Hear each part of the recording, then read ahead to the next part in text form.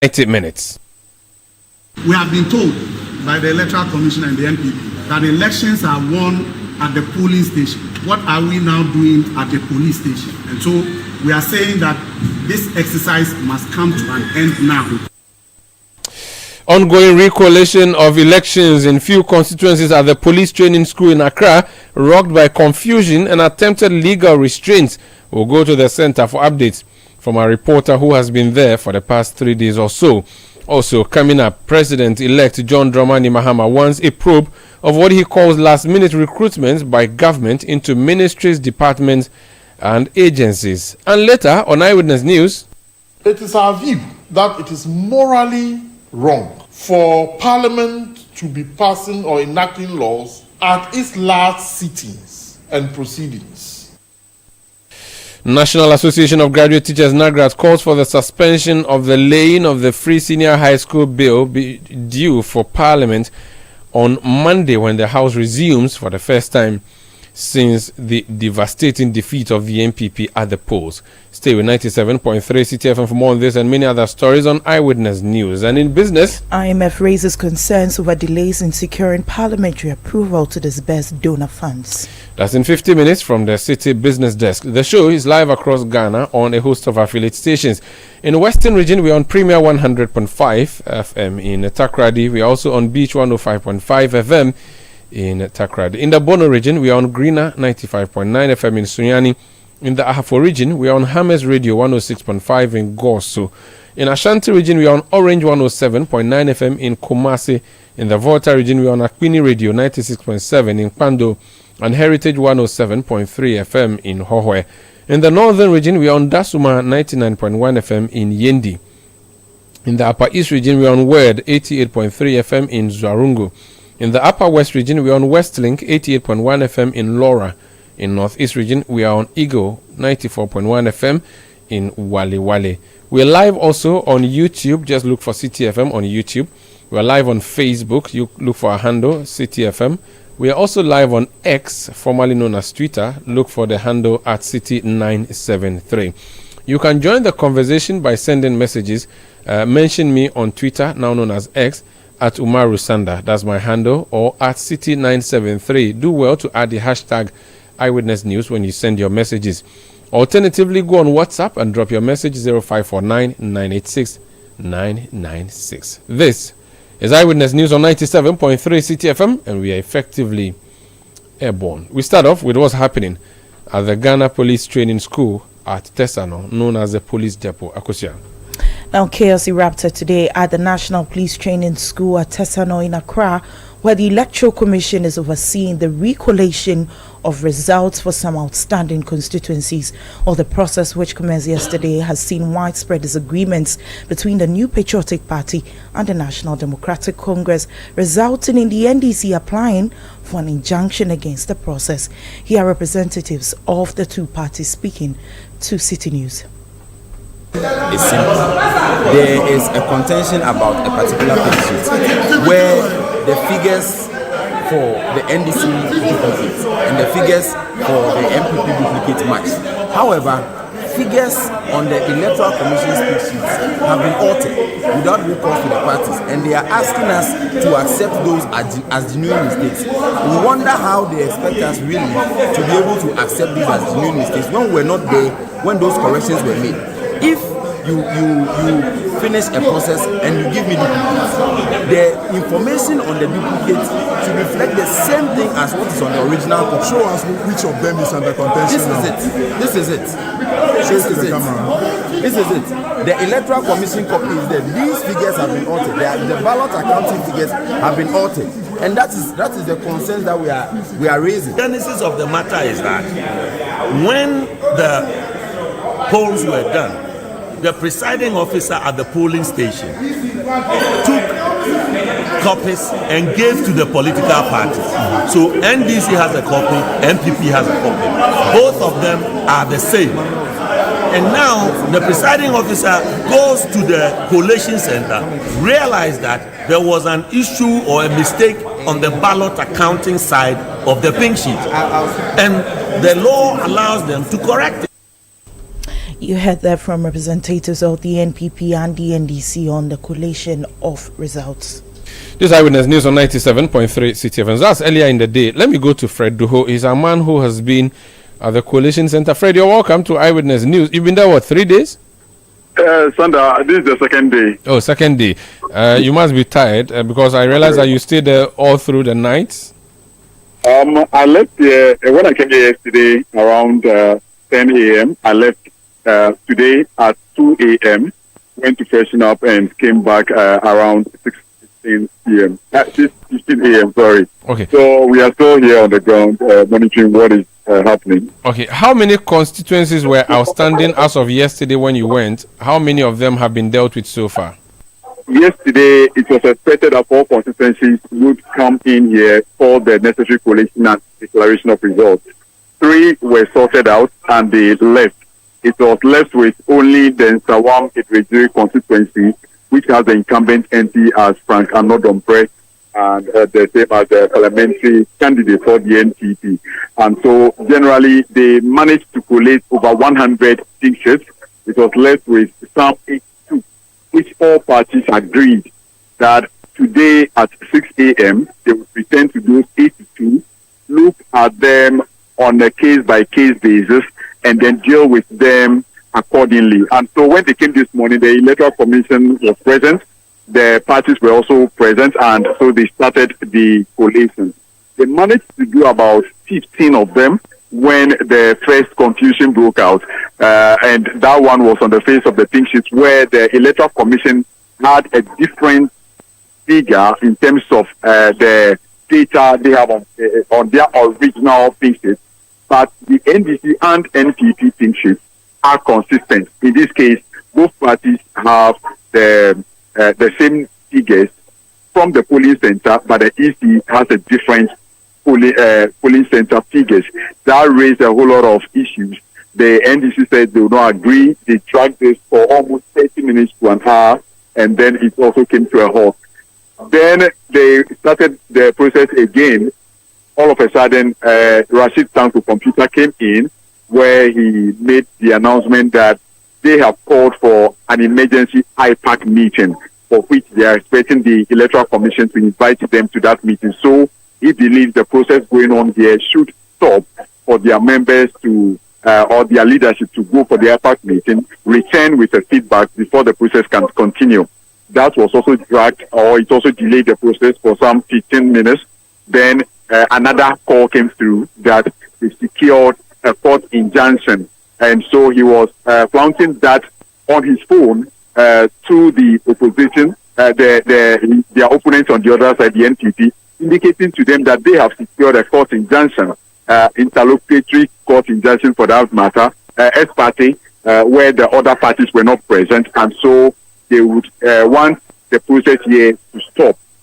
Not long, that also dragged for some time before the national chairman of the NDC, Johnson Asedin Ketia, invited them for a press conference at the party's headquarters. And so a number of them left here, went for that particular press conference, and they've returned to this place now.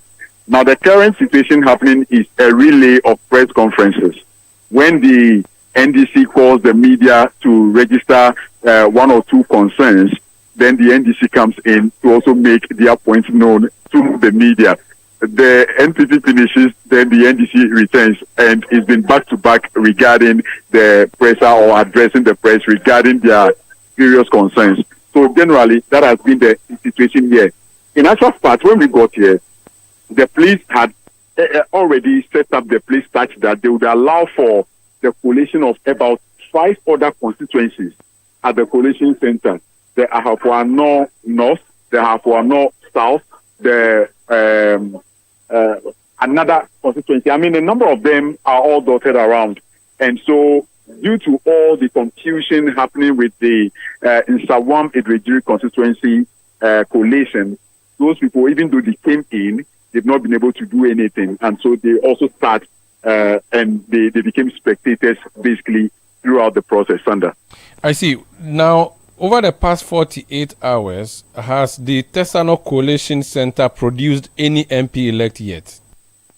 Not at all, at least not in today. Yesterday, that happened where 3 people were declared winners. The Suhum constituency, the Fantiakwa North constituency, and Akwetia. But the NDC is contesting the Fantiakwa North constituency and that of Akwetia, indicating that those 2 constituencies had their declaration done at the constituency level already, and so a re-declaration or a re-collation and declaration of same is an illegality they would take up. They would make sure they fight it with all the blood in them, and so generally those are the constituencies that have been declared yesterday. Are there any persons of interest over there at the Collation Center you intend to speak to tonight? And you want to know, can you share with us what the way forward is? I wanted to engage the Member of Parliament for Nsawam, but he just stepped out. But we have the chairman for that particular constituency, or for the region, the Eastern region, representing the NPP. Let him introduce himself to us, then we can take it from there. Your full name, and you're welcome to the Eyewitness News on Citi. Well, my name is Chef Konedu Addo, the Eastern Regional Chairman of the New Patriotic Party. I've been here with you all through night. I mean, you've been a wonderful reporter to the events in this room. Thank you very much. Generally, we are still where we are because of misunderstanding. Why are we not making any progress? Well, we're not making the progress because the NDC thinks that they won't agree, and that's all they are saying. They won't agree for collation to go on as far as Nsawam is concerned. For us, we are saying that we believe our collation results that we have done shows that the NPP has won in Nsawam. We've done our internal collation. We also have every pink sheet that we received from the EC. All our copies are intact. So we've collated. Let me get that clear. Soft copy, photocopied, or the original duplicate from the EC? We have the original duplicate from the EC. But what we do, as soon as we receive pink sheets, we scan them. So we have them in a database. So we can pull a soft copy or print out a hard copy, which is exactly the same. So that is why, if you recall, we had a pink sheet that was on a white paper, but it was the same as the NDC's pink sheet because it was just a scanned document. But we have the original copy that we received from the EC, all intact, and that is what we've used to collate. Now, one point of interest is the fact that the NDC claims they've secured a court injunction. Has that come to your attention as your parliamentary candidate? I mean, acknowledge receipt of things. I heard it that they say they have secured an injunction, but what I have heard is that it was an application for an injunction, which went to the court. But for me, I don't think that is the way to go. I don't think it is something that any court would want to really grant because, we have constitutional mandate to fulfill from now until the 7th of January. That before that, the EC must collate everything, gazette the members of parliament for all the 276 constituencies. So a court preventing the EC doing this work, I don't know the way the judge would think, but I feel that it is not something to go by. Some of the lawyers are saying that an application for an injunction does not necessarily mean that you've been granted. That's why the court will ask you to come for a date to appear in the court for the matter to be, that process to be looked at.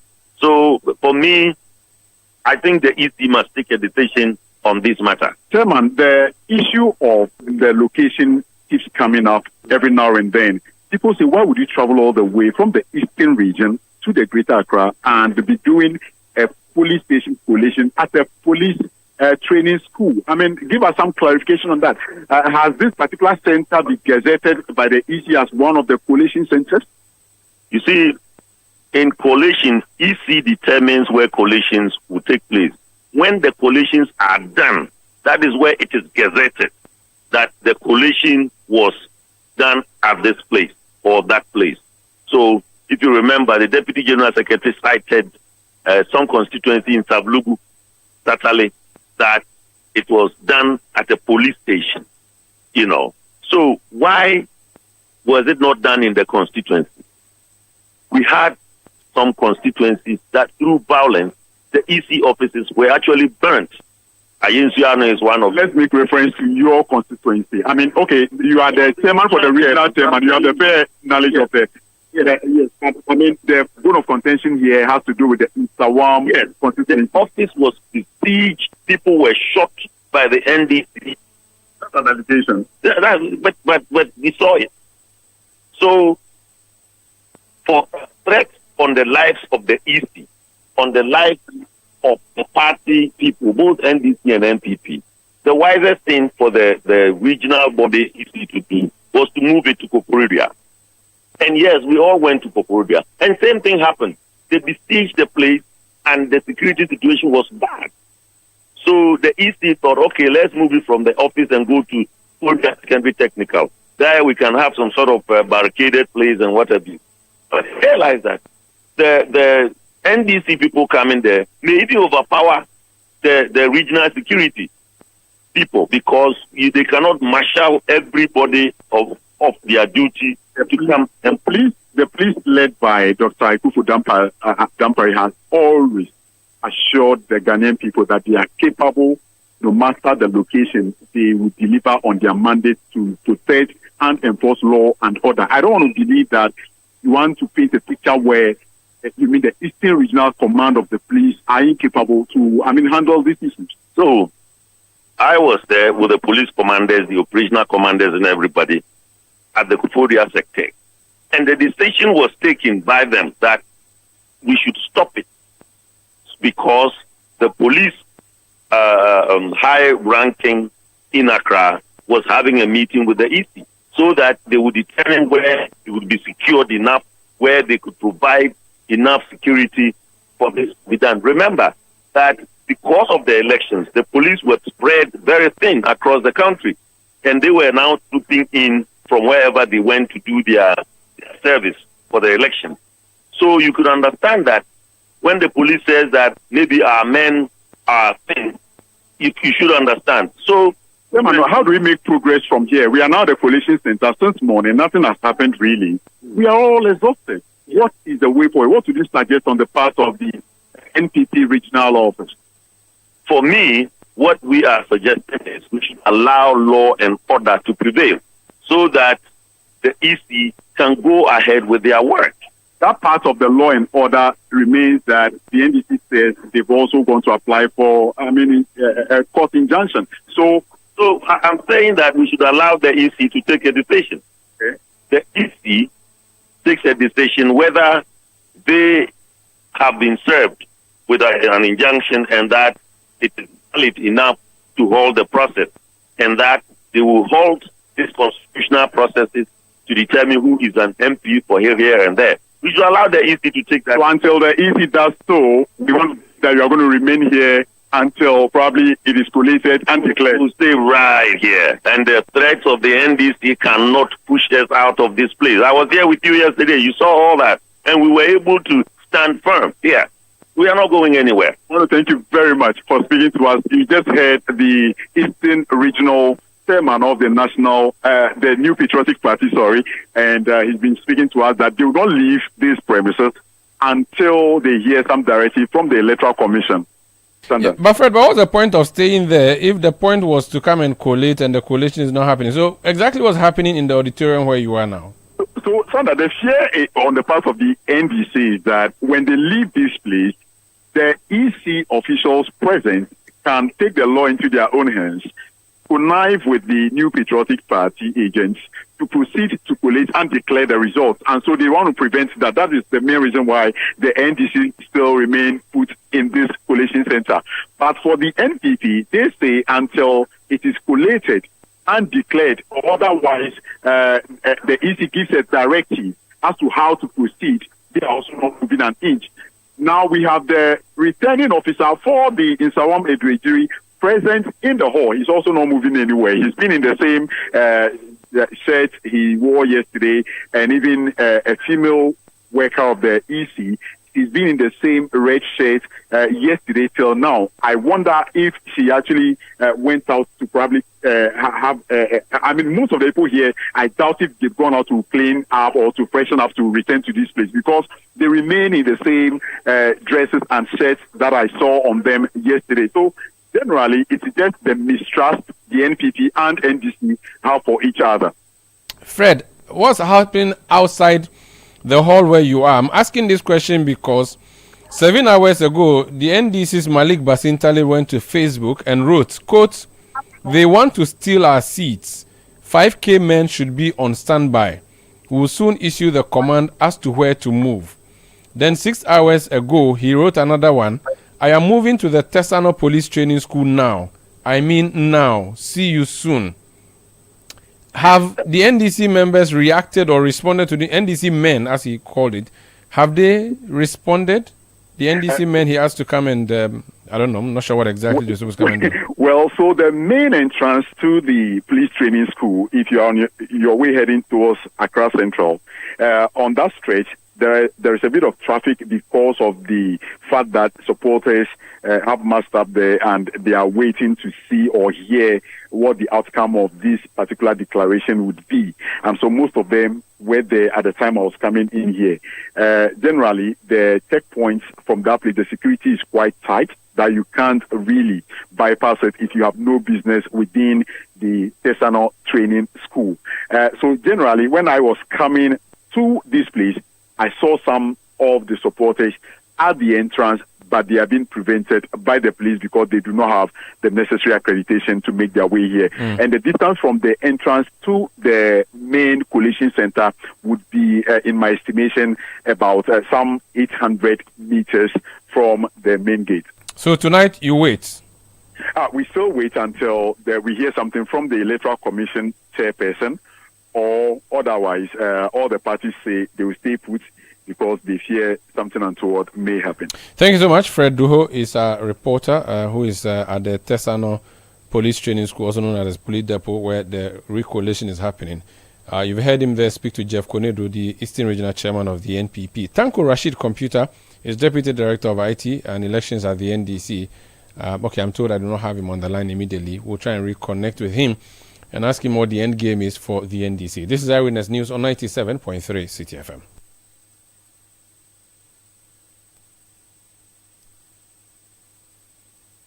Eyewitness News. Be there as it happens.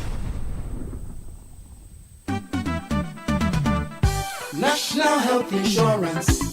Great news! The National Health Insurance Scheme (NHIS) has waived the waiting period for all members aged 70 years and above. All 70 years and above are also exempted from paying a premium. Enrollments and renewal are absolutely free on the NHIS. Members who are 70 years and above can automatically access healthcare when they newly register with the NHIS or renew their membership annually. You are no longer required to serve the 1-month waiting period for late renewals. Dad, mom, grandpa, and grandma, let your old age be filled with good health and access instant healthcare at zero cost on the NHIS today. Download the My NHIS mobile app to register with your Ghana card or visit the nearest NHIS office. Terms and conditions apply. For details, contact the NHIS call center on 054 444 6447 or 0302 746 447. NHIS, your access to quality healthcare. This message is brought to you by the United States Agency for International Development, USAID.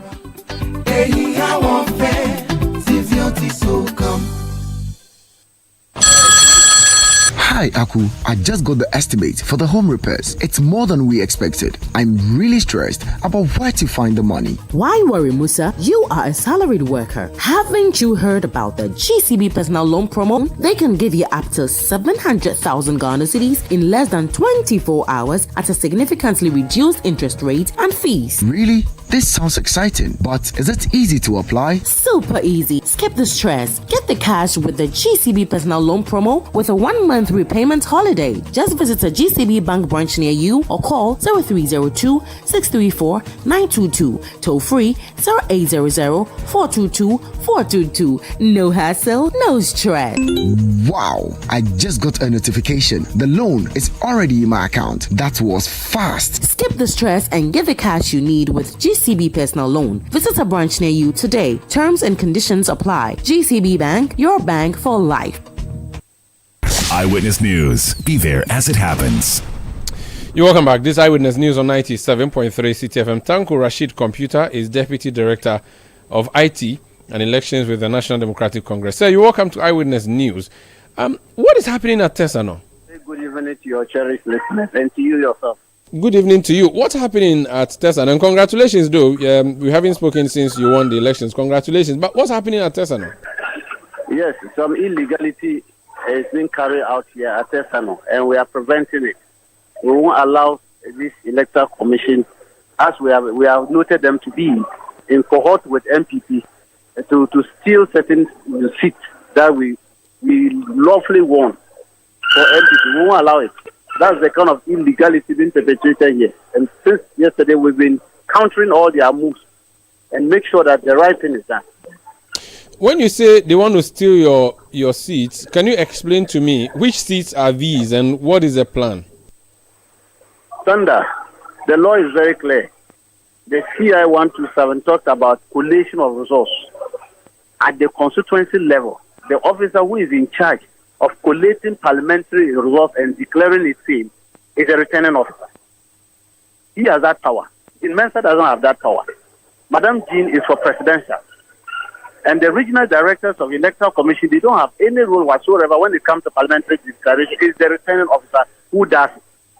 And so if a returning officer collates results and you are not satisfied, you are there, your agent is there, you can ask for recollation at the point before he declares. Because you have a portion where you have to sign the summary sheet. And if you are not signing the summary sheet, you have a portion where they say, if you are not signing, give reasons why you are not signing. On that column, if you ask for recollation and the officer refuses, that's where you write your reasons why you are not signing the summary sheet. Then, at the regional collation center, a recollation can be asked for. Now tell me, all the summary sheets which were officially signed and declared by the returning officer, nobody has stated a reason that I asked for a recollation and it was rejected. There's none. And yet, after the returning officer declares results, we have seen incidents of constituencies being invited to Teso Police Depot Training Center from as far as Techima, Mankaso, Tepa, all the way to come to Accra for recollation. We say it won't happen. This is not happening. This is illegal. Completely illegal, Sanda. And that is our beef. Now, talk to me about this legal intervention your party sought earlier today. Is it the case that the court has granted your application for injunction, or you have simply filed an application for injunction which is yet to be granted? Sanda, when you go on X party and file and it's given, what does that mean? They talk as if law has just started today. What does that mean? What is X party intellectual injunction? Because of the nature of the situation, you have run to court for court to stop whatever is doing. They're not going to give you dates and say you should wait for a number of days before we not come and sit on it. That is the meaning of X party. Have you been able to serve it? We have served them. We served Madam Jean Mensa today, and they were coming to serve another Dompré. Interestingly enough, Sanda, something is happening here at Teso, and I'm sure your reporter told you. When the bailiffs arrived here, another Dompré was seated at the table. The police, being instructed by a DCOP, Faustina, who is the Director General of CID, asked that they shouldn't allow the man to be served. About 10 policemen prevented the bailiff. They were standing there for more than 30 minutes. And she was just enjoying her post, that they shouldn't allow that. When it became critical, she now asked that another Dompré should be escorted out from the hall where we were doing the issues, so that he will not be safe. This is the police we are dealing with. This is an officer In fact, her behavior today shows that she's even more MPP than Nanado and Baumia put together. And we pointed it to her face. That look, if she wants to be a woman organizer of MPP, she should remove her uniform and go and join them. She shouldn't be exhibiting it. Since yesterday, she has been party and parcel of all this illegality, but we still our grounds. We are not going to allow it. Now, what's the use of being there, though? Because the collation that you're supposed to have continued today has not happened. It's been 48 hours. Nothing is happening. So what's the end game? What's the plan? We have asked that they halt all the processes and let us come for IPAC meeting and discuss this. We don't want ambush tactics, because what they are doing is now known as ambush tactics. You are sitting down in your office only to hear that so-and-so constituencies are being invited to come to Teso for collation. What does that mean? That's ambush tactics. So we ask that let's stop this. Go for IPAC meeting. That's why we wrote to them for emergency IPAC meeting. So that when we meet at IPAC, we'll look at the reasons behind all what they are doing. We'll put our cards on the table. They also bring their cards. We'll play it. And then we come to a consensus. Then we can see the way forward.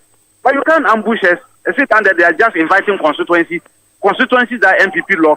They feel that they should come and do recollation, and pink sheets are flying all over. Here, today we arrested fake pink sheets, about 10 of them, from the Electoral Commission own pink sheets they brought here. Fake one. And you think we should allow this? These seats of yours that you say you have already won at the local level declared by the returning officers, if they are even being recollated based on your logic, the recollation may not be legal necessarily based on what you have said. So why are you fighting that? Why don't you just move on with your candidate-elect and prepare for January 6 into January 7? Of course, that is what we are doing. That is what we are telling them. Don't come. For instance, Fantiakwa North was declared for NDC. Our agents were there. MPP, their people were there. The returning officer officially declared our candidate as the winner of the parliamentary election. You saw what happened yesterday. They came here with the help of the same DCOP, organized another recollation, and brought a joker who described himself as a deputy returning officer, also declaring MPP as the winner. Sandra, tell me, is the returning officer dead? Is he incapacitated? Has he resigned when his position as returning officer? So on what locus was the deputy returning officer also declaring another person winner? Could it be because you have made them declare under duress in some of the instances that you did prior at the regional offices of the Electoral Commission? Sandra, what is your definition of duress? It is only the court of competent jurisdiction that can define duress for us. Nobody can just sit down. Even what is going on here, I can describe as duress because you have got officers to a police depot where training session is going on, full of policemen all over. Is that not duress? Moving forward, what's going to happen? We are saying that they should stop that thing. And that if you want to say you were forced, and that go and tell that one to the judge. What's happening? And the judge will define it for us. What's going to happen next? The next thing is that they must stop every processes that they are involved and let us go for IPAC meeting. Have you made a formal request for IPAC meeting and has it been granted? The General Secretary sent a letter to them today. They received the letter. They've been locked up in their offices. They indicated they were coming out with a statement today. We've been here for the past 4 hours. They have not issued any statement. And we are here. All of us are here. The officers are here. We are also here. So you are spending the night. When Fred Duho spoke to the regional chairman of Eastern Region for the MPP, Jeff Konedu, I think he said he was in the same shirt from yesterday. Have you managed to go and shower and change your shirt, or you're also wearing the same? I only removed my suit. I was wearing suit yesterday. I removed the suit and hung it, and I'm now on my long sleeve. So I'm here. We are all here. The thing has become critical. You removed your jacket. I don't know what you're going to remove next. I'm worried. You wait and see. Wish you all the best, and thank you for speaking to us. I'm grateful. That's Dr. Rashid Tanko Computer. He's Deputy Director of IT and Elections for the National Democratic Congress. This is Eyewitness News on 97.3 Citi FM. We are coming to you from our studios in Accra. My name is Umaru Sandamadu, here with Akosua Ochi, who is taking us to the President-elect. Akosua. Yes, John Dramani Mahama has called on the Joint Transition Team to probe the alleged last-minute recruitment into various ministries, departments and agencies. Well, the NDC Transition Team raised concerns during a joint meeting held on Wednesday, highlighting the potential implications of these recruitments for the incoming government. John Mahama spoke during a visit by the UK envoy earlier today. The cooperation we are expecting is what is ongoing. There are few signals that have been raised in respect of some contracts that some parastatals are trying to sign off at the last minute that will commit government, the new government, even before it has come into office. And so it's something that we've raised a signal about, and it's my hope that the Joint Transitional Team would take a look at it and deal with it. There are also reports of last-minute mass recruitments into all the agencies, which will be a liability on the new government, and so that's something we've asked them to take up at the transitional team meeting and see how we can deal with those issues. That was President-elect John Dramani Mahama. Meanwhile, government has denied the allegations. Fatimatu Abubakar is spokesperson for the government's transition team. There are allegations of last-minute recruitments and also dubious payments that are being made. What is your reaction to that? I was so surprised when I heard those comments. In fact, I couldn't believe my eyes, and I said I have to go online to check if there is any formal statement, until I realized that some interviews were granted that did not reflect the meetings that were held last Wednesday. Let me remind you that the terms of reference of the President's Transitions Committee is what is established by Act. Within the Act, it does not go beyond what the Act does not provide. So I believe that the goodwill and the commitment that the President of the Republic, Nana Addo Dankwa Akufo-Addo, has shown, together with the President-elect John Dramani Mahama, have shown that they want us to work together and come out with a result that is in the interest of this country. That is what the committee is meant to do, within the confines of the Act and nothing more. Let me also remind you that the President of the Republic, beyond commitment to peaceful election, beyond commitment to free and fair election, had directed after the 2020 elections that under his administration, although there was a convention that outgoing ministers and government appointees were at least by convention allowed to purchase their saloon cars that they were using, in 2020, President Akufo-Addo said, not under his watch. No minister should take a car with him or her, no political appointee should take a car with him or her. Subsequent to that, my brother Eugene Ahen issued a statement 2 days ago reminding all political appointees of the President's declaration and commitment that we should not purchase cars. As late as 20th December 2016, the former President and President-elect appointed a Shrad board for us. Because it was a legal appointment, that Shrad board has been in office since 2016 to date. You get the point. They appointed an NCC commissioner for us. And it did not change because we have to, when they raise points that the mandate says 4 years, not 3 years, 10 months, or 3 years, 11 months. And if there is anything untoward, whatever provisions or policy direction that the incoming government has, they have the opportunity and resources to do whatever they deem fit. But I don't understand why after winning an election and seeking a smooth transition, we still want to go ahead and then throw dust and misinform and cause panic, which will lead to people going out there to cause violence and also to hurt people. So with all said, are you recruiting people? I am saying that there is no recruitment which is new after we lost the election. The Ghana Police Service, the Ministry of Interior, since August, made an announcement of financial clearance that they've received since January. If you recall, it's got the processes have been to Parliament, all other places, securing financing. They announced publicly of the intention to recruit, the Ghana Police Service brought a schedule of where the recruitments were taking place in every regional capital. The young people of this country went out there to participate in the process. They were shortlisted, they did their medicals. In fact, some of them were already at the training schools. But the police service deemed it fit that you cannot disenfranchise people because they are under training. So these individuals have to be released to go out there to cast their votes and come back to continue the process.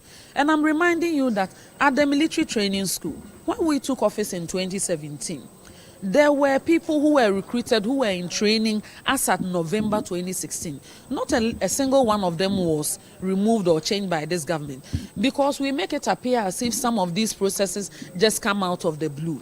It is not every institution who will even have the financial clearance to embark on these recruitments. And I'm saying these are public exercises, and publications on your respective media houses and online portals will reflect the narrative as I am putting it out today. That was spokesperson for the government's transition team, Fatimatu Abubakar. Eyewitness News. Be there as it happens. Oh, jump on now. Go. Google me. At what time when you come back where I don't hear the sound of your car? Why you buy new car? No, I not change my car. It be the same ride. It be the fuel way I change. Way one shouts it. Ever since I started using the all-new Excellium Premium Fuel, fortified with 3-in-1 action. Oh, Joe, now my car they run like electric car. No, it's so. This is the type of fuel where they want to. Because now engine they cost. Where they want for way if I buy it, it go protect my engine. And with the small way I buy, I go drive, sir. Absolutely. It's like strapping a turbocharger to your engine and giving it a protector. And what they bust my mind self be the 3-in-1 action, no? Excellium they prevent up to 99% of deposit. It be anti-wear, some be anti-corrosion. Won't pay when I open them. Hey, so where can I find this magical fuel? Just head over to any Total Energy service station and your car will thank you. Hey, then make a finish Magobe fast, then rush go Total Energies. My friend, but why your hand the Magobe inside? I give you info. Make a fill the gobe too small. The gogo. Excellium is designed to protect your car engine, decrease fuel consumption, and lower CO2 emissions. Don't say fuel, say Excellium. Choose Excellium, choose quality.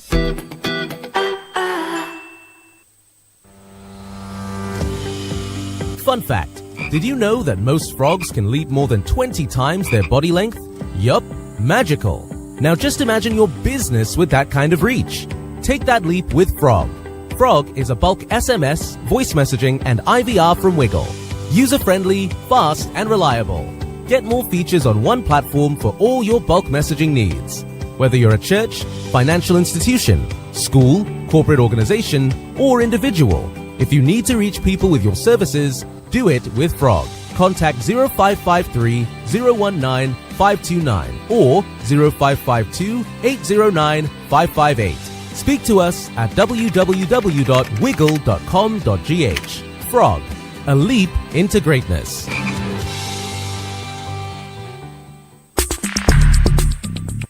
Let your voice be heard on Eyewitness News on Facebook at facebook.com/Citi97.3, Twitter at twitter.com/Citi973, and Instagram at instagram.com/Citi973 with the hashtag Eyewitness News. You're welcome back. This Eyewitness News on 97.3 Citi FM. While the fight is going on, and I'm using fight in the loose sense of the word, at Teso over who has won which parliamentary seat, and also while we know that the NDC will be occupying the majority side from January 7, 2025, and also while we know that the MPP's performance in the House of Parliament has been so terrible in this election, it's possible that they may be as important as the public gallery, and I'm using that again loosely because their absence or otherwise may not necessarily mean a lot. The situation in the 8th Parliament, which is the current Parliament, is still NPP in the majority if you go by the Supreme Court decision, and the NDC in the minority with one independent MP who is caucusing with the NPP side, which makes the NPP side the majority, led by Alexander Penyomakin. On Monday, the Speaker has served notice that the House is resuming to continue with its work, or there's lots more to be done before the Parliament eventually ceases to exist for a new one to take effect. Now, on Monday, according to the plans, there will be a free SHS policy bill that will be brought before the House for consideration and possible approval. National Association of Graduate Teachers, NAGRAT, is saying that should not happen on Monday when the House sits at the AICC. Enjo Kabono is president of NAGRAT. He's joining me on the line. Enjo, you're welcome to Eyewitness News. What is the problem you have with this free SHS policy or free SHS bill that is supposed to be laid on Monday? Yes, Umaru, as part of the issues to be discussed on Monday is the free SHS bill.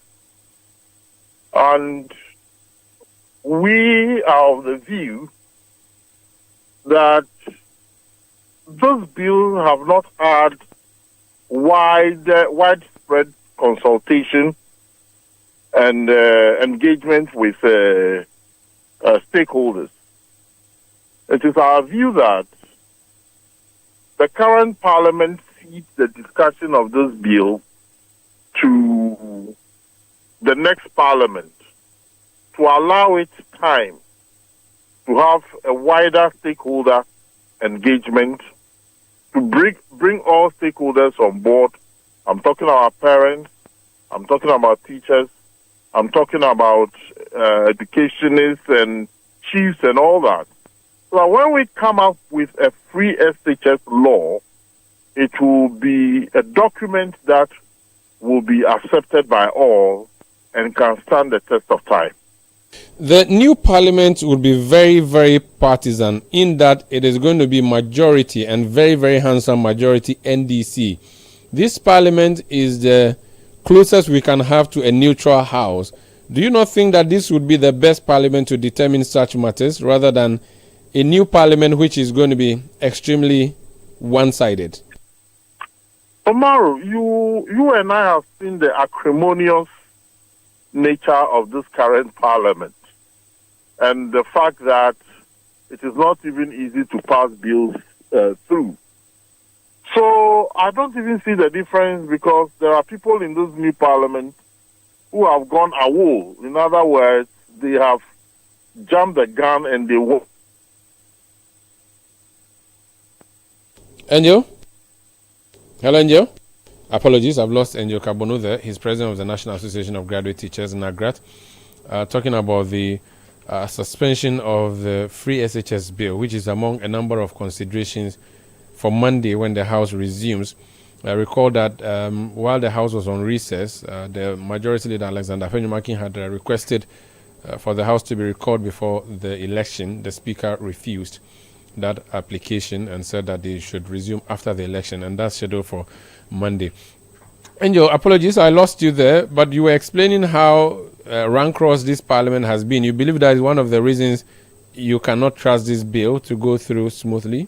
No, Mario, just before I continue, don't you think that as a people we need to do something about these telcos who are taking advantage of us?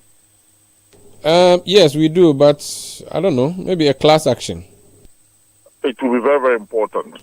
Please get a lawyer. Get a lawyer. Pay. I'll join you as a co-petitioner. Okay, I hear you. Thank you. Now, so as a stakeholder, I think that the best we get out of it. And you see, we don't want any wishy-washy document. We want an all-encompassing document and a comprehensive document that can stand the test of time. Well, we are dealing with the future of our children in this case. You know, so I think that let us take decision in that regard. Let's take the decision in that regard and ensure that we pass a law that can stand the test of time. This consultation you talk about, it should be nationwide or there should be a select group of people that can be consulted? What's your view? I wish it is nationwide. I want us to recall those days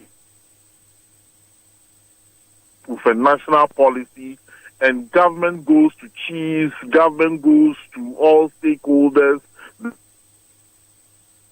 equipped in line, so that when we come up with a policy, it becomes a national policy.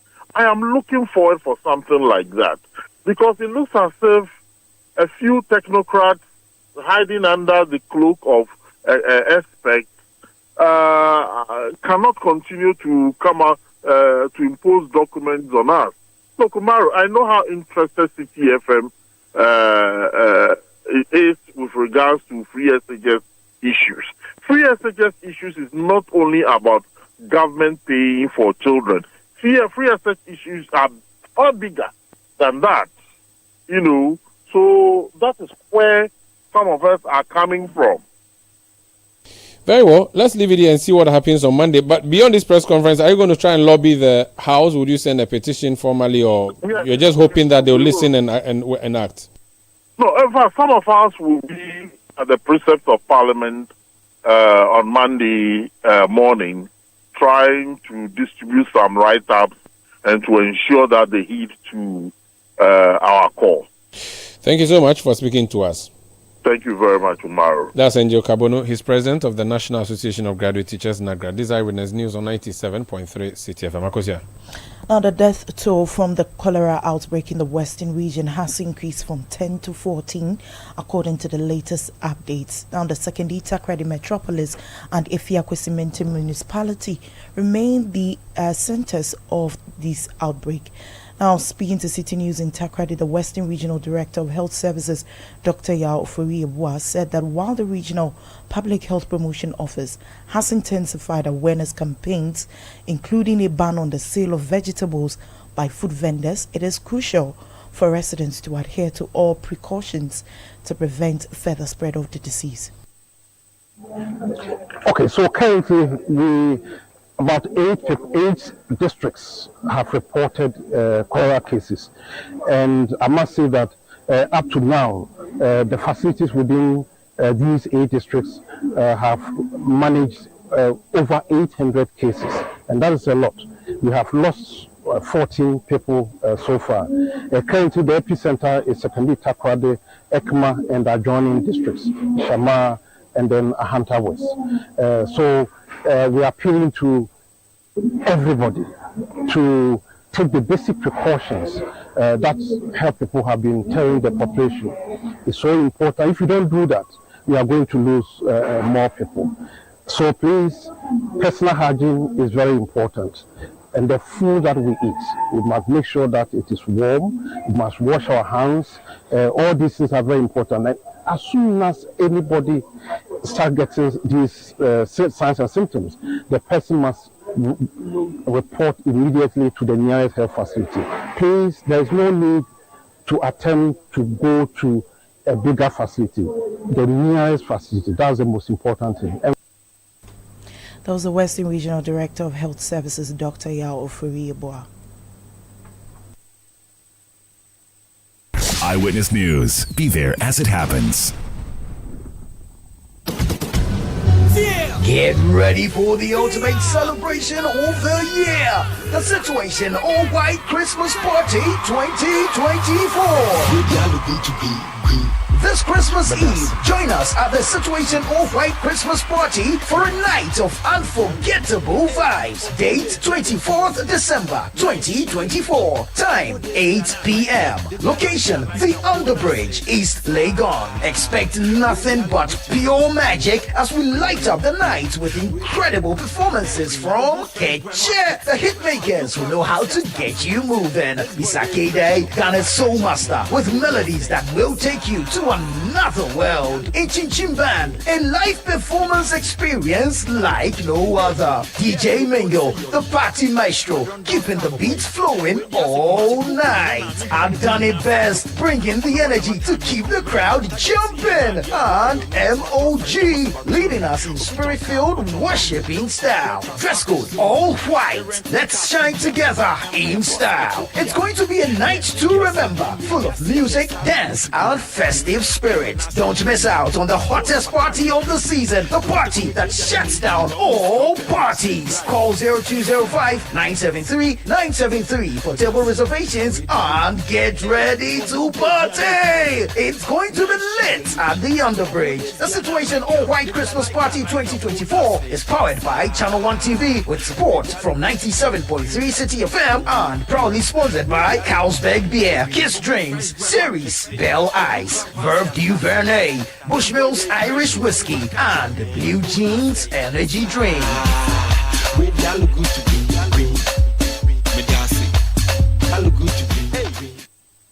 Eyewitness News. Be there as it happens. Get the details.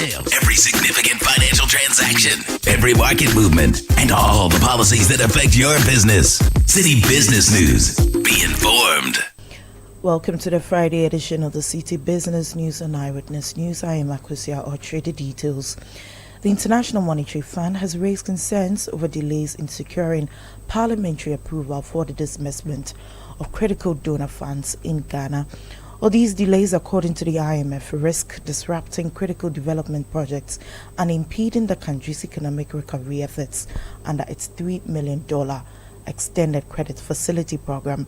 Well, according to the latest IMF staff report, Parliament has yet to approve key World Bank programs, which are expected to unlock over $500 million for the country before the end of the year. Now, a coalition of civil society organizations within the extractives and energy sector is calling on the incoming Mahama administration to terminate the contract between Strategic Mobilization Limited and the Ghana Revenue Authority. Or the coalition argues that such a move would prevent excessive revenue leakage and protect the country's financial interests. Here's Executive Director of the Institute for Energy Security, Nana Moisi VII. It's a duplication of tax undertaken by the depots jointly with the National Petroleum Authority. The Ghana Revenue Authority also within the depot and within the system of the National Petroleum Authority. And so for stock taking and accounting of petroleum stocks, it is being done already. And so to ask a third party to do the same is to say that I want to duplicate a tax and spend money on it, yet get the same results. That is not an efficient way of handling such a situation. That was Nana Moisi VII, Executive Director of the Institute for Energy Security. Now, Chairman of Group Indum, Dr. Papakwesi Indum, is optimistic about the restoration of GN Bank's license under the incoming administration of President-elect John Mahama. Or Dr. Indum's confidence stems from comments made by the President-elect during his campaign, indicating plans to revisit regulatory actions that led to the collapse of several banks in 2018. Speaking to the media on the sidelines of a 9 lessons and carols hosted by Coconut Grove Hotel, Dr. Indum touched on the economic challenges facing the country. The economy, when we feel it, we will know that it's back on its feet. Right now, we're not there. We're not there. Words won't do it. It is how we feel, how our pockets feel, how businesses feel. That's what's going to be there. So it's good for people to be optimistic. No question. I don't have any problem about that. But the reality, when it hits, Ghanaians will know. That was Chairman of Group Indum, Dr. Papakwesi Indum. Now, retail business giant Melcom has officially opened a new store within the Accra Mall, one of Ghana's premier shopping destinations, in a move to transform the retail experience in the country. The store features a modern design and a wide variety of products at competitive prices. Speaking to the media on the sidelines of the opening of the store, Group Manager of Melcom's, Francis Sam, said this new location is part of Melcom's expansion to reach more customers. This is one additional store that we are opening today. We have one more to open in Achimota Mall before the year ends, and the intent is to bring the shopping experience to all Ghanaians wherever they are. 20% is to introduce the shop to all people that are shopping this weekend, and so that they have something to experience and more money in their pockets when they are shopping. Well, Melcom is, as you know, where Ghana shops. So we are giving you more reasons why you should come and shop at Malcolm and enjoy the shopping experience, enjoy the ambience, enjoy our new branding, and enjoy all the products that we are bringing to market. As you know, Malcolm runs monthly promotions all year round. The intent is to give customers reasons to shop and more money in their pockets when they are shopping. What Malcolm is doing is driving more promotions during this holiday season so that we can all have something more to buy during the holiday season. That was Francis Sam, Group General Manager of Melcom, and wrapping up Citi Business News on Eyewitness News. I'm Akwesi Alchedu. Stay with us. Up next is Point Blank. Eyewitness News. Be there as it happens.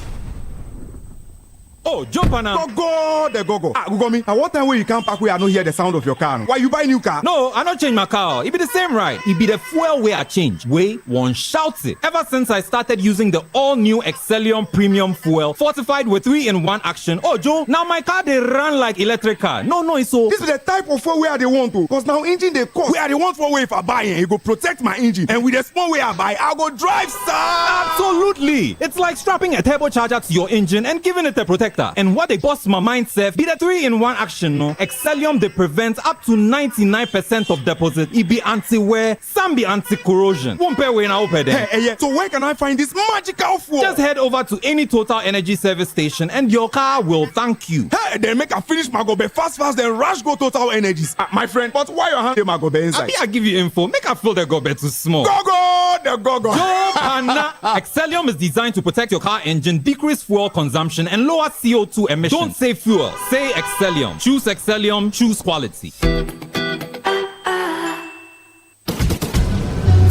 Get ready for the ultimate celebration of the year. The Situation All White Christmas Party 2024. This Christmas Eve, join us at the Situation All White Christmas Party for a night of unforgettable vibes. Date 24th December 2024. Time 8 p.m. Location The Underbridge, East Legon. Expect nothing but pure magic as we light up the night with incredible performances from Keche, the hitmakers who know how to get you moving. Bisakede, Ghana's Soul Master with melodies that will take you to another world. Inchin Band, a live performance experience like no other. DJ Mingle, the party maestro, keeping the beats flowing all night. I've done it best, bringing the energy to keep the crowd jumping. And MOG, leading us in spirit-filled worshiping style. Dress code all white. Let's shine together in style. It's going to be a night to remember, full of music, dance, and festive spirit. Don't miss out on the hottest party of the season, the party that shuts down all parties. Call 0205-973-973 for table reservations and get ready to party. It's going to be lit at the Underbridge. The Situation All White Christmas Party 2024 is powered by Channel 1 TV with support from 97.3 Citi FM and proudly sponsored by Carlsberg Beer, Kiss Drinks, Series, Bell Ice, Verve Duvernay,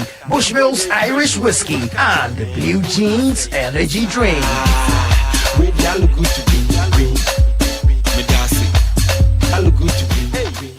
When I get home and want something quick to chop, everything there inside, groundnut milk and sugar. I only need some water, so kiss made easy. Kivo carry make eat a bio, chop 'em anywhere. Eat a bio, Kivo carry for your office, boarding house. Kivo carry everything there inside, groundnut milk and sugar. I only need some water, so kiss made easy. Kivo carry mix, eat a bio, Kivo carry. Kivo 4-in-1 Gary mix. Soakings are easy. This advert is FDA approved.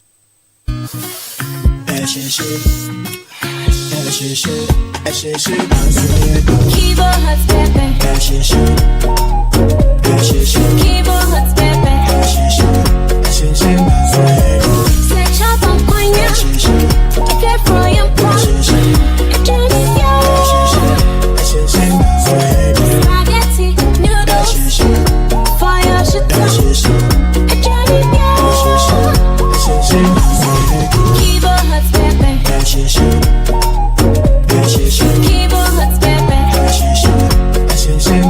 new Kivo hot pepper powder. Loco shoe. This advert is FDA approved. Eyewitness News. Be there as it happens.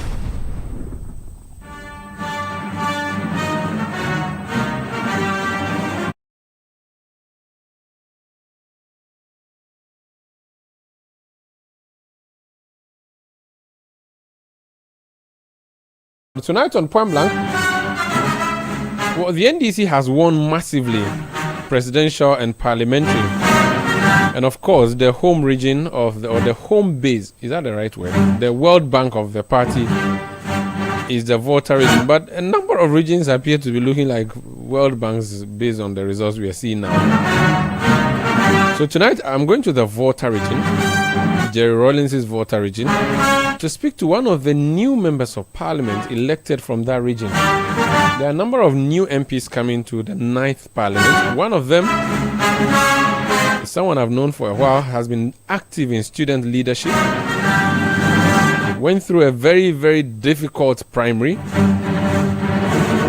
and eventually got declared a parliamentary candidate. And when the dust settled on December 7, December 8, Edem Agbana was elected Member of Parliament for Ketu North.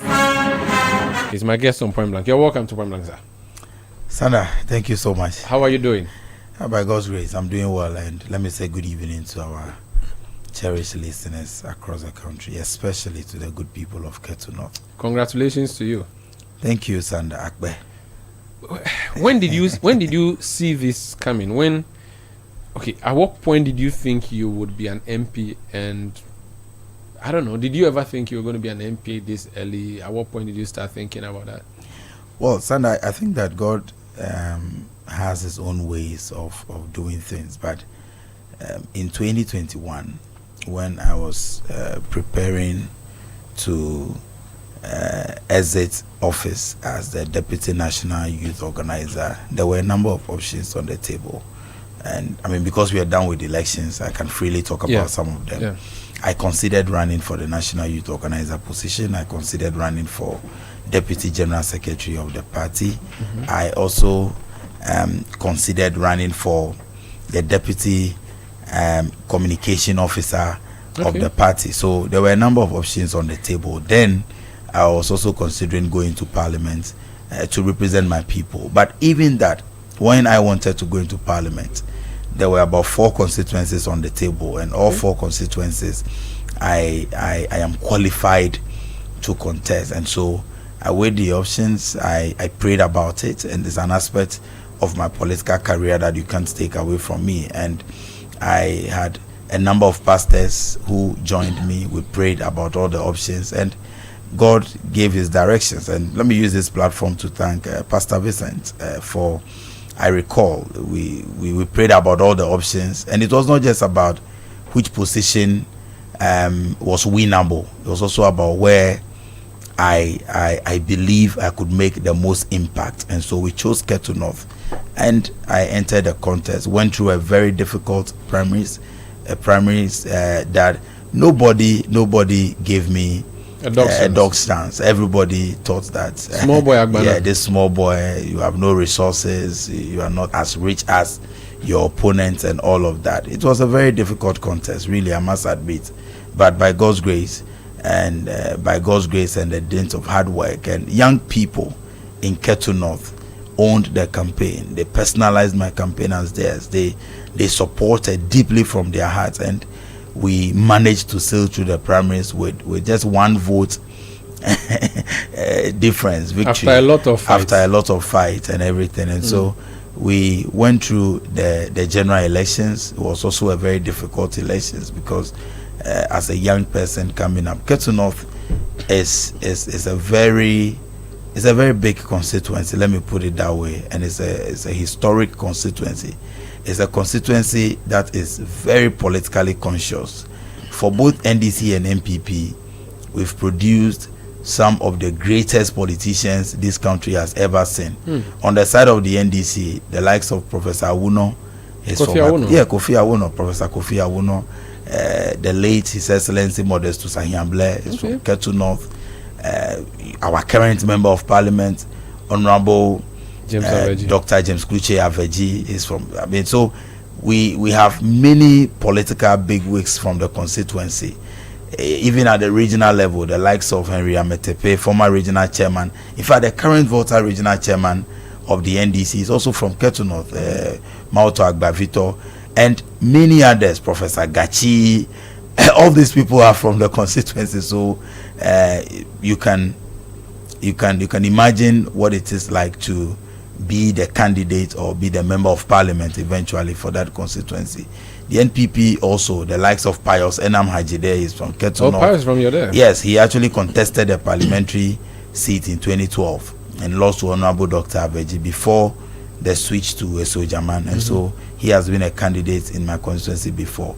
The likes of Kofi Jameshi, former regional minister. Yes, former regional minister, former chieftaincy minister, now the CEO of the Bui Power Authority. Such a big name in the politics of. Served in Kufuor's government. Ken Woodno Osu and Co of the MPP. Yeah, all of them are from Ketu North, and so Ketu North is a very politically conscious constituency, and it's such a privilege to represent them in parliament. You keep hammering on your youthfulness. I mean, I think the first parliament was, I don't know whether it was the 2020 parliament or the 2016 parliament.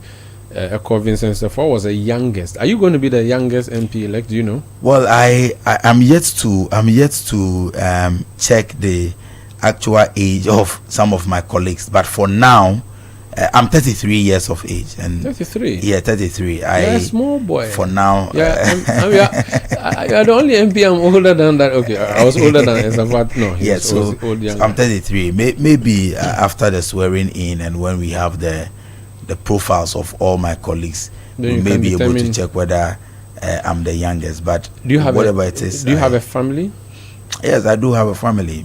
I have a wife. I have a 6-year-old son. Hey.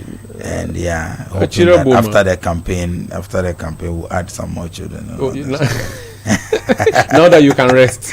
Now that you can I'm not resting, Sandra. No, we are not resting at all. We have to get back to the constituency and work. And so for me, work has started. The election was just an event for me. The work continues. Let me put it that way. Adam, you have not held any private office before, have you? You've just been in the public space. Have you worked for a company before, or have you worked for yourself before? Yes, many. I was monitoring and evaluation supervisor for Maslock nationally. Okay, so that's public service. I'm talking about private. Yeah. Have you worked in a private company before? So yeah, private. I have done a number of things privately, even Radio XYZ. Yes, I used to work with Radio XYZ. I was a presenter like you, and also I was part of management. You were an ASU presenter. You can just call it that way. But yeah, I've done that as well. And so today, I have many years of experience as a football administrator. As I speak, I'm still the corporate affairs manager for Young Apostles FC, a Premier League club. Now we are in the Premier League. I've worked with Young Apostles for well over 6 years now. Okay. And again, in addition to that, there is also a private travel and tour company located at East Legon called the Oligarch Africa Travel and Tour. I'm their business development manager. I've done that for the last 5 years, and so I have worked in the private space for a while. Okay. I mean, right after leaving school. So you have a track record. I asked that because usually they say, you're a young boy, you have no experience. Usually I just wanted to show because people know us for the political activities. So there are things you do behind the scenes that we do and we'll continue. Is your family a very political family, as in like your parents, your siblings, those kind of things? No, my family is not a political family at all. So you're the odd one out. Yes, I'm the odd one out. My dad was a driver until he left us. What kind of driving? No, he used to drive commercial vehicles from running Georgia, Tajabu to Accra and all of that. Then later he got employed with Glory Oil Company Limited, where he was before he passed on in 2017. Yes. Condolences. Yes. And your mom? And my mom, petty trader, not a politician. Selling. In fact, where was she selling? She's now selling. She was at Bauleshi, and she's a petty trader. She used to work in the constituency. She's also a seamstress, but she works as a petty trader basically.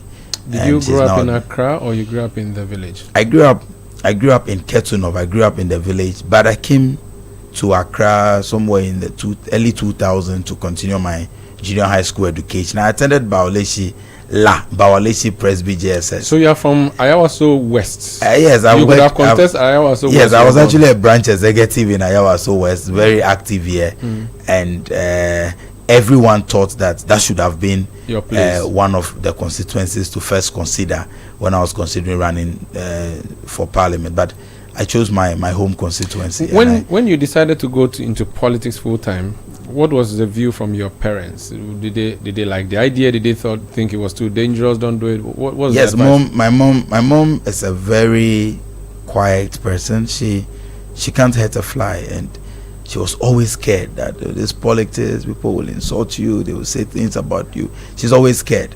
I mean, even now at this age, sometimes 10:30, 11 p.m. my mom is calling to find out whether I am home, whether I'm safe. Well, and all of that. Are you how do you say last born in ever? No, I'm her only boy. We are three. Okay. I have two sisters. I'm her only boy, so she cares that much and always want to find out whether I'm safe. But my dad encouraged me. Dumble is the word I was looking for. I know, not Dumble. I'm not Dumble. You're not Dumble. Yes. You're not fortunate like me. I'm Dumble. You are Dumble. I was Dumble for 16 years. And then they did then something. One stubborn Erica girl came to spoil the chance for you. Yes, to spoil my chance. But my dad encouraged me when, unfortunately, he saw very little of me in national politics. He left me, I think, 6 December 2017. At the time, I was considering running for Deputy National Youth Organizer. And in fact, the last conversation I had with my dad was about me contesting to be a national executive of the NDC. And he encouraged me. A few days later, he left us. And so I'm not from a very political family. Okay. I'm probably the first politician in your entire active, family. Yes, outside the constituency. Let's talk about the politics now. Yes. You have won Volta region handsomely. You have won almost every region except Northeast, which you lost narrowly, Ashanti, which you lost, and Eastern region, which you lost. The MPP says they lost because their people didn't show up to vote. It was voter apathy. So it was not an MPP. Okay, it was not an NDC victory necessarily, but rather an MPP defeat based on apathy. What's your reaction to this? Well, I think that if I have any advice to give my friends in the NPP, they need to get back to the drawing board and do some deep assessment of what happened, what caused their defeat, rather than being on the fence and still engaging in blame game and blaming apathy and all of that. Because the apathy did not only affect the NPP, it affected all of us.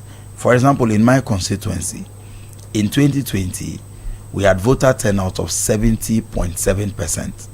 In 2024, we had a voter turnout of 67%. This is an NDC stronghold, a big drop. In Ketu South, we were targeting to get about 120,000 votes. At the end of the day, we got just about 78,000 votes and all that, even though that represents over 90%. It means that is MP people who didn't come out? I know, but are you trying to tell me that those people in Ketu know that huge number that did not come out to vote are all MPP members? No, that's what the MPP say. That's what the MPP say, but it can't be the case. It is possible. I think that we all had challenge with voter apathy, and both parties must investigate what happened. Why are people not willing to come out to vote? What caused the low voter turnout across the country? But I think that the NPP must accept that the election was a verdict on the performance of the Akufo-Addo government. And the verdict is that the overwhelming majority of Ghanaians are not impressed with the kind of governance that the NPP provided. The verdict is that the Ghanaian people wanted change. They wanted change in leadership. And that is why even constituencies that were regarded as traditionally NPP strongholds, some of them, we have snatched those states away from them. A lot of them. And so it is a verdict on their performance. The verdict is that President Mahama has been vindicated when he kept saying on the campaign platforms that it is about the economy. It is about the economy, because we went around campaigning. For many of the people that we met, communities that we visited, it is not about all the highfalutin grammar and so-called achievements that they kept parading. The people wanted improvement in their living conditions. People were complaining about the surge in food prices. People were complaining about the exchange rate, because I come from a border constituency, so we may not be using dollar, but the CFA franc. And my people were complaining about the fact that under the NDC, they were buying the CFA franc for 5 cedis, 50 pesos, but currently they do that at 28 Ghana cedis. And so it is basically about the economy and the fact that the people saw in the NPP government appointees and people who have become so arrogant that they simply did not care about the state of the economy. And is it when we meet our friends in the NPP and we interact with them, it appears to us as though they were living in a different country and they were not confronted with all the challenges that confront all of us as Ghanaians. They were not living in reality. No, they were not living in reality, because if you were living in reality, I'm not sure you will mount a campaign platform and tell the people that yes, the economy is not as we wish, or things are tough, but it was tougher under President Mahama. You are not living in the same country but with us. They said too that it was an international crisis that has affected them, a global crisis that has affected them. They cannot be blamed. Maybe they are victims of the consequence of COVID-19 and Russia's invasion. Sandra, they got away with that excuse in 2020 because Ghanaians had pity, let me put it that way, on them. They got away with that excuse in 2020, but not anymore, because you said you had built a resilient economy, and the resilience of an economy is tested in times of crisis. And so if your resilient economy that you kept touting fails to provide the basic needs and meet the basic needs and aspirations of the people, they will certainly vote you out. Now they've been voted out bigly. You have come in. Is it not too big a challenge for you? Can your government really fix this? Your NDC, you believe you can fix this? Sandra, I said on a sister station yesterday that the next 4 years will not be a walk in the park for us, the NDC government. But President Mahama is a fixer. I believe he can fix it. Are you sure even for him? Because I was saying somewhere that President Mahama can fix it. Our bar is not just low. It's as if we've dug the ground and put the bar below it. And so we have to do a lot of digging to pull it out first of all. And I'm saying this in reference to the simple issue of the cost of goods and services. It is huge, the astronomical figures that we have seen in the cost of petrol, in the even common food items you buy in the supermarket. Are you sure you can reverse this? We can, because Sandra, President Mahama is coming to the presidency again with experience as a vice president, experience as president, and experience as an opposition leader for 8 good years. Now, the benefits the benefits of this particular advantage of being in power, leaving and coming back is that for the last 8 years, I am very convinced that President Mahama may have reflected on even his own tenure as president when he took over from the late President Mills. Being outside, it gives you a better opportunity to look at the picture, identify where the loopholes are, and it is based on that experience that he made the promises that he made as contained in the Resetting Ghana manifesto. I believe President Mahama has the right mindset, has the right character, and has the integrity to lead the charge. And that is why I am appealing to everyone who have the opportunity to work with him at all levels, that let the leader be the example, and let us work for this country, because Ghanaians are expecting a lot from President Mahama and the NDC. I am confident that the NDC government will deliver. I am confident that issues with sports, issues with youth, issues with health, issues with infrastructure, all of those things will be fixed. Personally, you as an incoming member of parliament, what is going to be your focus? One, for your constituency, and two, for the general parliament and the nation? What's your plan? For my constituency, the main goal is to give them effective representation in parliament. And by representation, I mean it in two perspectives. The first is that you must be the one who can anchor their aspirations and their goals, whatever their needs are, lobby for developmental projects in the constituency. But again, representing them also means, and we have a very youthful population in the constituency. The last time I checked the data from the Ghana Statistical Service, we have about 78% of our population in Ketu North being youthful. And so what can we do? We must represent them. What can we do to support young people? I sold a manifesto to them. We call it Ajogbe. Maybe across the country, it is only in Ketu North that we designed a manifesto purposely for the constituency. We call it Ajogbe Manifesto. What does Ajogbe mean? Ajogbe is like the pledge. Okay. So our pledge to the people of Ketu North, President Mahama's pledge, my pledge is to them. So we sold a manifesto that they bought into the vision and they supported, gave us 87% endorsement. It means that we must ensure that everything listed in that manifesto will be delivered. But at the national level, as a young person, I get lots of messages from young people across the country asking us to provide them with effective representation. I know that in Parliament, my focus will be on youth, my focus will be on sports, my focus will be on agriculture and general governance issues. But if you're asking for three key areas that I am very much interested in: youth, sports, and agriculture. What's your professional background? As in, what did you study in school?